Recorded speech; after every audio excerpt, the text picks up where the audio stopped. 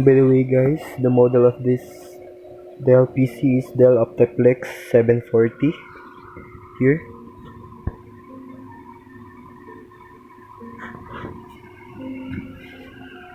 Power button just light up orange color, not blinking. No display, numlock, no sign.